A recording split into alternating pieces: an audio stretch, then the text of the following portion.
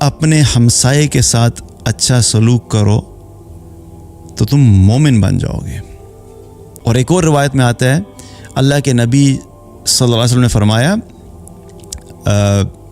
3 دفعہ جو وہ قسم کھائے اور آپ نے فرمایا واللہ لا یؤمنو واللہ لا یؤمنو واللہ لا یؤمنو، اللہ کی قسم وہ شخص مومن نہیں ہے، اللہ کی قسم وہ شخص مومن نہیں ہے، اللہ کی قسم وہ شخص مومن نہیں ہے۔ اور پھر آپ نے کیا فرمایا؟ جس شخص کی شرارتوں سے اس کا ہمسایہ محفوظ نہیں ہے وہ ایمان والا ہی نہیں ہے۔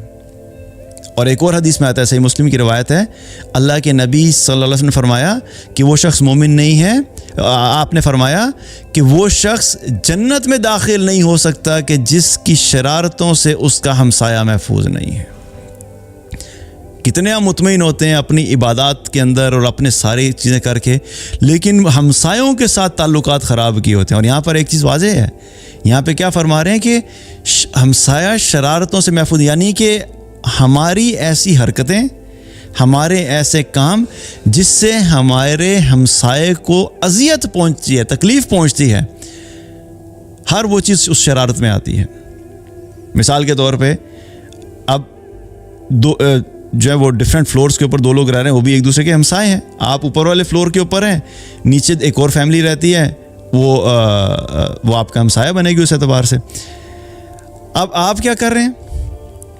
رات کو سونے کا ٹائم ہے اور اوپر جو ہے چیزیں پھینکنا شروع کر دیں، چیزیں گرانا شروع کر دیں، بچوں نے بھاگنا دوڑنا شروع کر دیا اور اتنا شور آ رہا ہے کہ نیچے والا شخص سو نہیں پا رہا۔ اب یہ کیا ہوا؟ آپ کی ان حرکتوں کی وجہ سے اس کو اذیت پہنچ رہی ہے، آپ کا ہمسایہ ڈسٹرب ہو رہا ہے۔ اسی طریقے سے بہت سے لوگ کیا کرتے ہیں، کوڑا اٹھایا، اپنا دروازہ صاف رکھنا ہے لیکن ساتھ والے کے دروازے کے سامنے کوڑا پھینک دیا، اب ہمسائے کے لیے اذیت ہے وہ۔ تو کسی بھی فارم میں ہمسائے کو اذیت پہنچانا یہ کیا ہے کہ اگر وہ آپ کی وجہ سے اس کو اذیت پہنچ رہی ہے، تکلیف پہنچ رہی ہے، تو حدیث میں اللہ کے نبی نے کیا فرمایا؟